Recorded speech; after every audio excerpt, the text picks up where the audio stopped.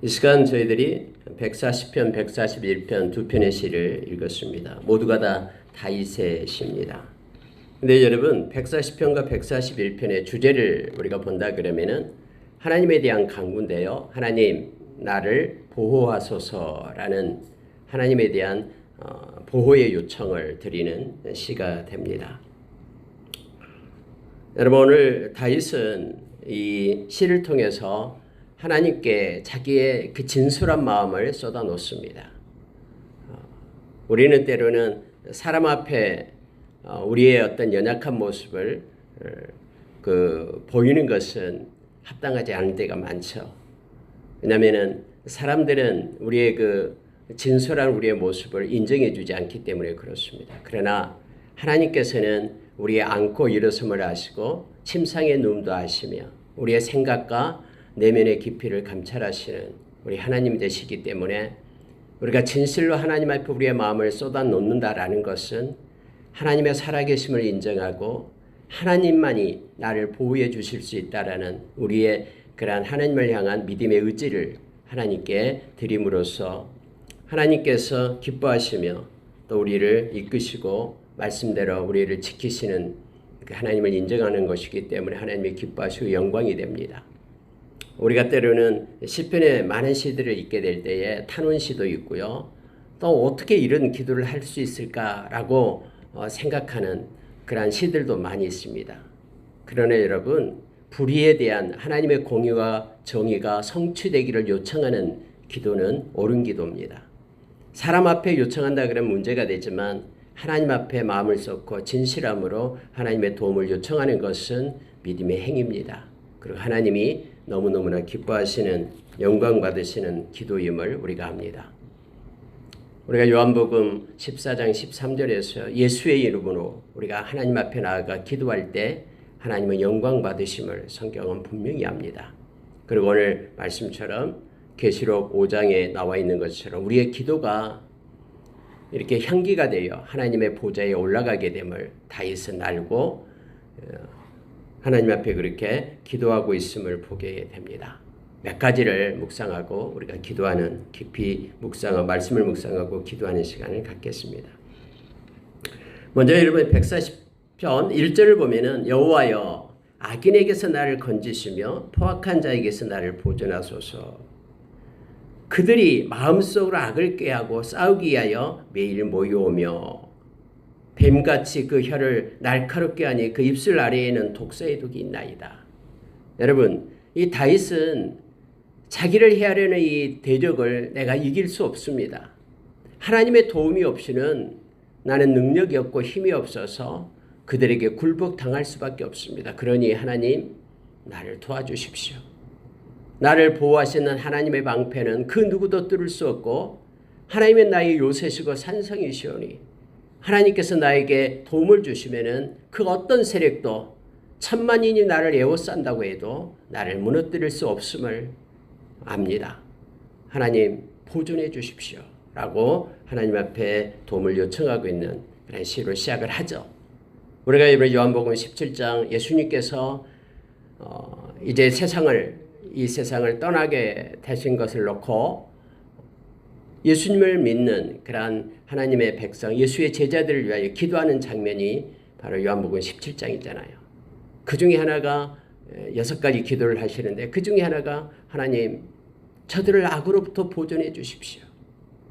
또 저들이 아버지와 내가 함께 하듯이 저들도 우리와 함께하게 하여 주십시오라고 하나님 앞에 엎드려 기도하는 예수님의 모습을 보게 됩니다.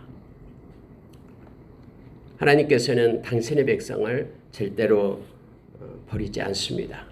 히브리서 13장 5절에서 하나님 우리를 떠나지 않고 버리지 않는다고 했습니다.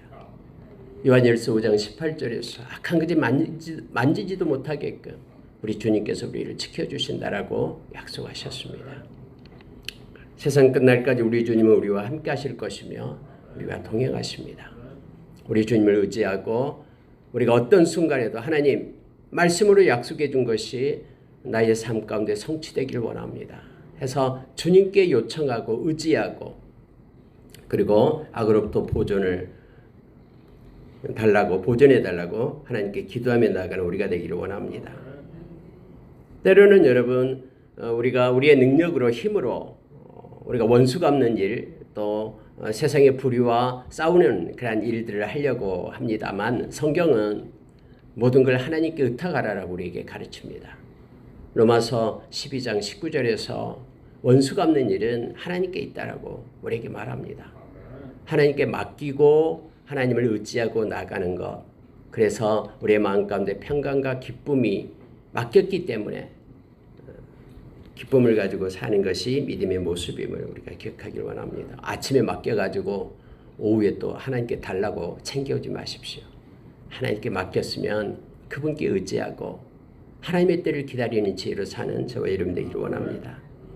악인들은 여전히 계속 이 세상 끝날 때까지 우리 주님 오셔서 심판하실 때까지 파루시아 우리 주님 강림하셔서 또 하나님이 우리 주님이 새하늘과 새 땅을 우리에게 열어줄 때까지 계속 있습니다.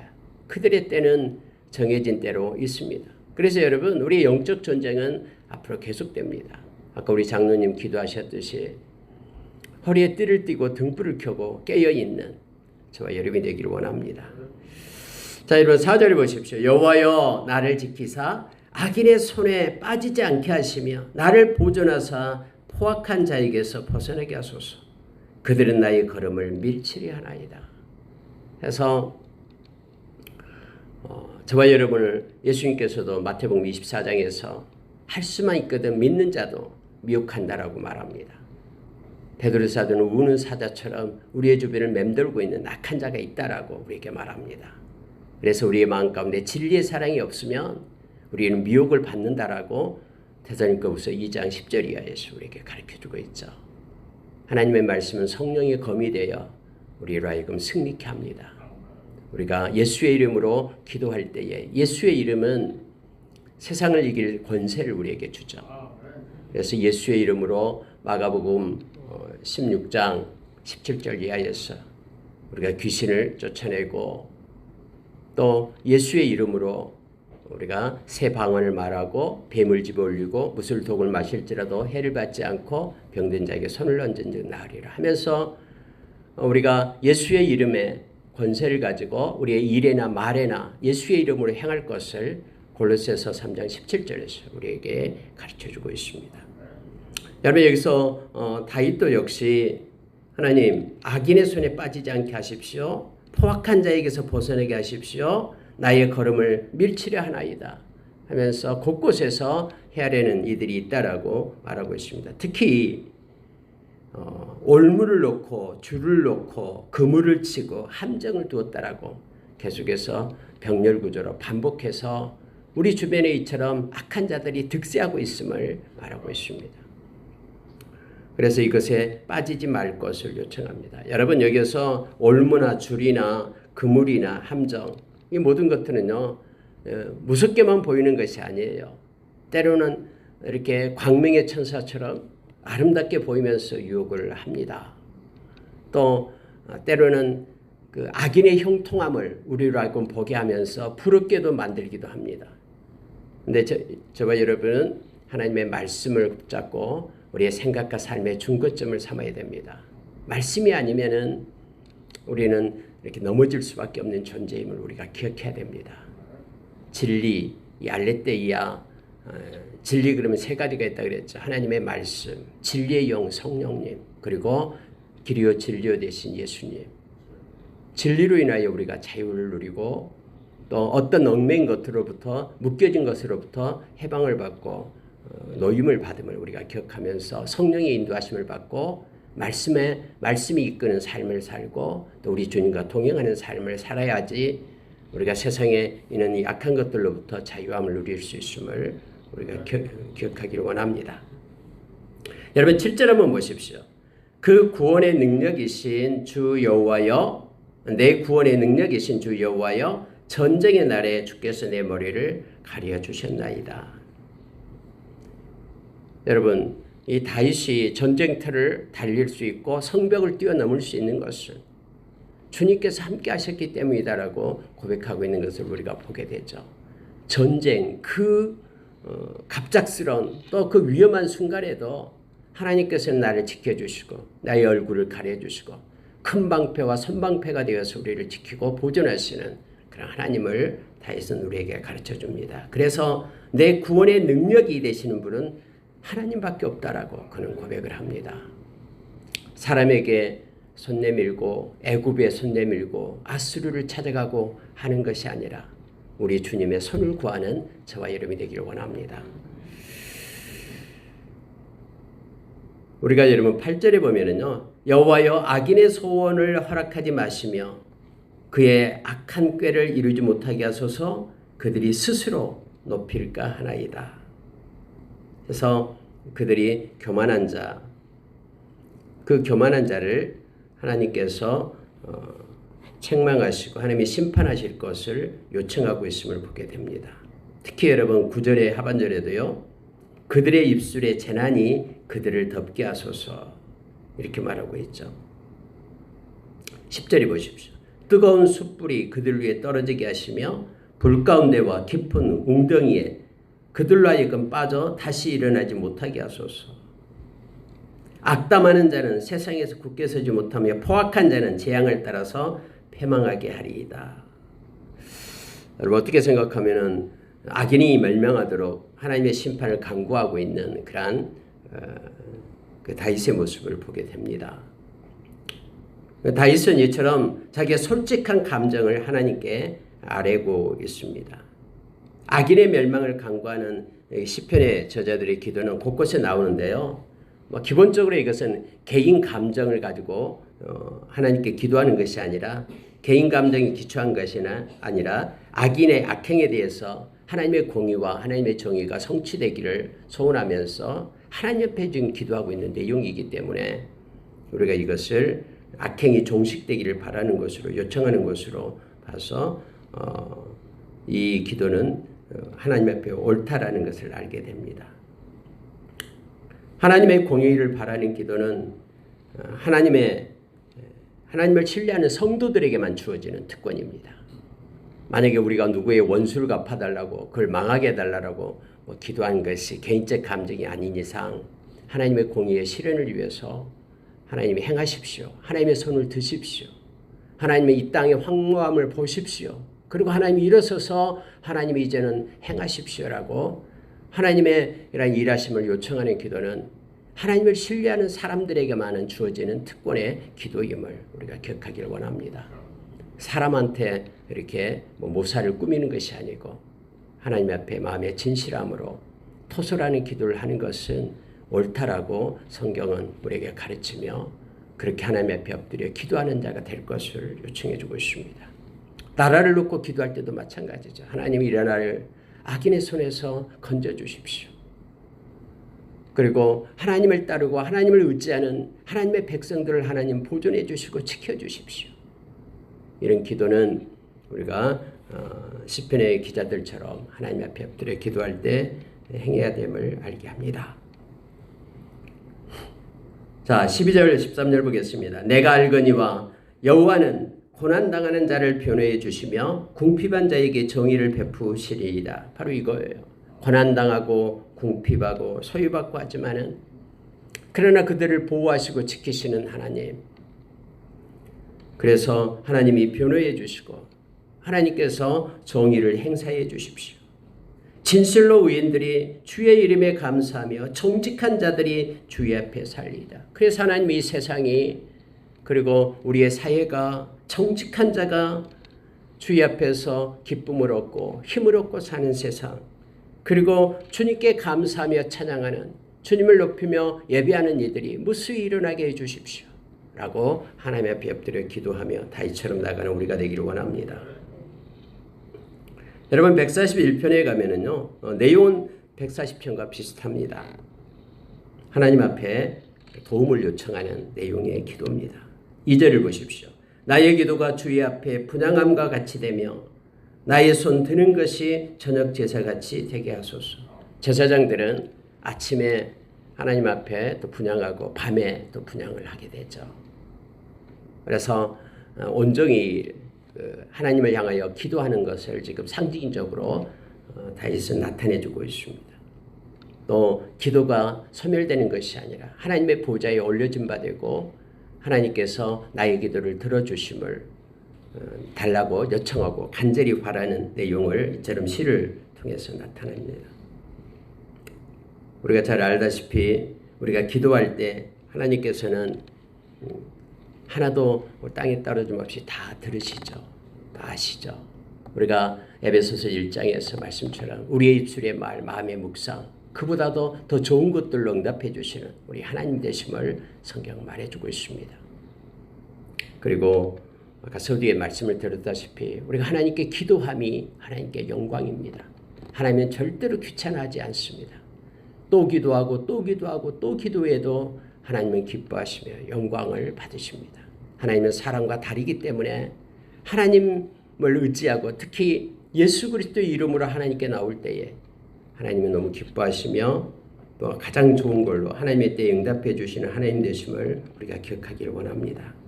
다윗은 자기의 기도가 마치 하나님께 예배처럼 분향함과 같다라고 말하고 저녁 제사와 같다라고 그렇게 하나님 앞에 진실하게 나의 기도를 올립니다라고 고백하고 있음을 보게 됩니다.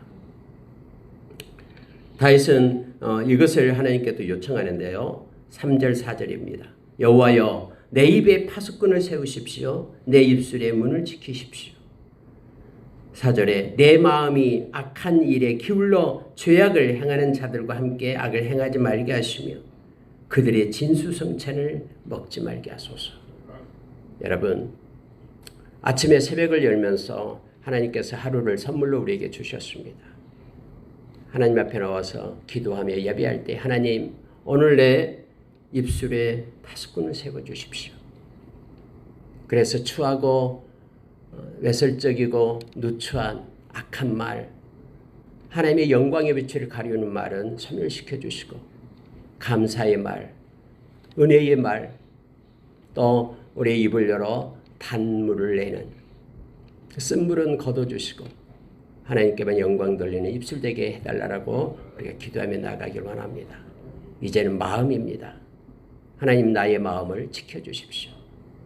온전하고 진실하고 하나님을 경외하는 마음으로 하나님 마음을 지켜주십시오.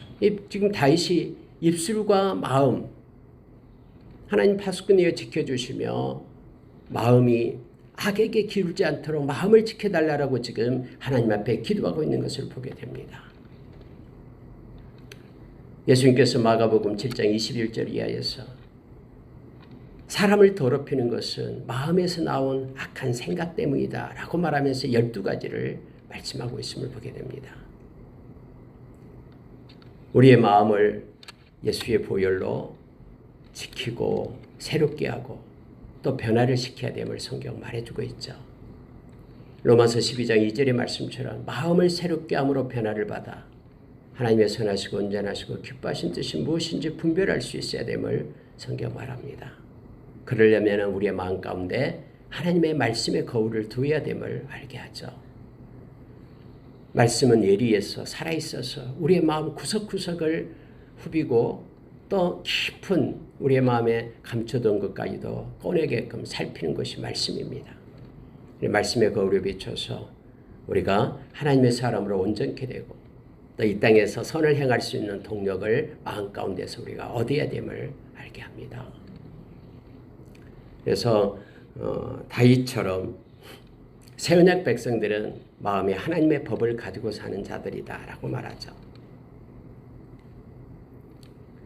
저와 여러분이 골로새서 3장 16절의 말씀처럼 그리스도의 말씀이 우리의 마음 가운데 풍성히 거해서 우리가 지혜를 얻고 그리고 우리가 이것저것 가르치고 권면할 수 있는 그런 동력도 얻고 시와 찬미와 신령한 노래로 하나님을 찬양하고 하나님께 감사하고 또 그리스도의 말씀이 우리를 끌고 가서 예수 이름으로 또 모든 일에나 말에나 예수의 이름의 권세로 행하고 이러한 저와 여러분이 되기를 원합니다. 오늘 다윗이 하나님 앞에 엎드려 하나님 내 입에 파수꾼을 세우시고 내 입술문을 지키십시오.